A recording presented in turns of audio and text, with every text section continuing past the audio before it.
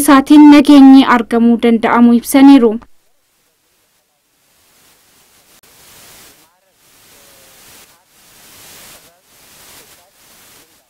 Bulchaan olaanoo bulchiinsa sablammii Oromoo obbo Ahmed Ali gama isaaniitiin hojii dadhabsiisaa hojjetameen nageenya waaraa argamsiisuun akka danda'amee fi kanaafis jaarsoliin biyyaa abbootiin amantaa abbootiin gadaa hirmaannaa guddaa akka taasisan ibsaniiru.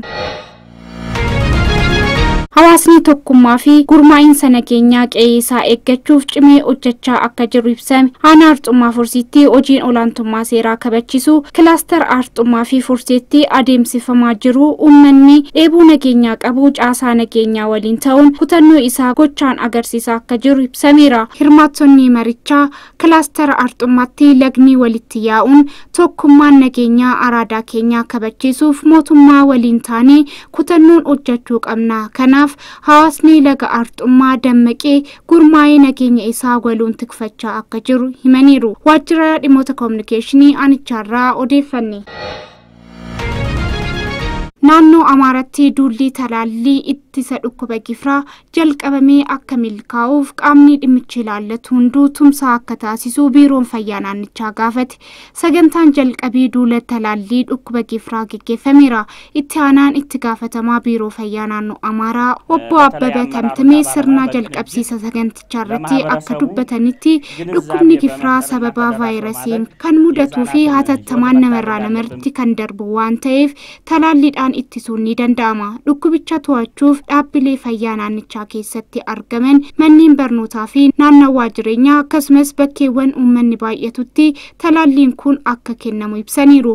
Bulchiinsa sablammii Oromoo dabalatee godinoota naannichaa hundaa keessatti duulichi jalqabamuu isaa ibsanii milkaa'ina duulichaaf hunduu ga'ee irraa eeggamu akka ba'uuf waamicha isaanii dabarsaniiru.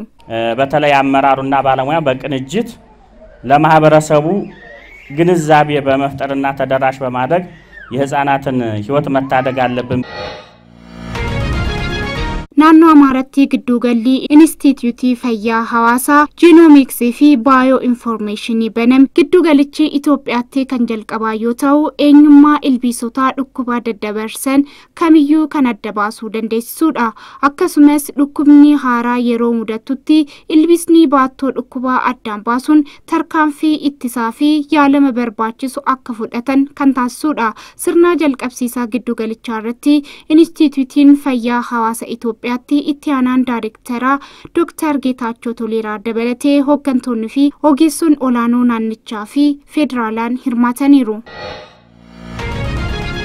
Tajaajila giddu gala tokko masoobitti hojumaanni intarpiraayizii diijitaalaa haaraa eegalamuu ministeera hojii fi ogummaa addee Mufariyaat Kaamil ibsan. Tajaajiloota hojumaatichaa kennu keessaa 2 tajaajila eegaluu heeraniiru. Tajaajiloonni kunneenis eeyyamaa fi haaromsa hojii lammiilee biyya alaa fi intarpiraayizii diijitaalaa ta'uu ibsaniiru. Intarpiraayiziin diijitaalaa akka biyyaatti haaraa ta'uu kaasanii tajaajilichi hojumaata mijataa hin taane kan hambisu ta'uu himaniiru.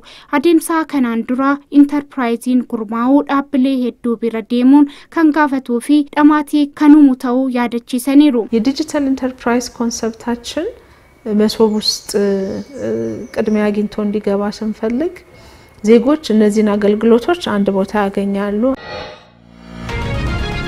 Today I'm seeing the final stage. I'm so grateful. Hirmaattonni walga'ii dhaabbilee eegumsa nageenyaa baha Afrikaa hidha haaromsa guddicha Itoophiyaa daawwatan.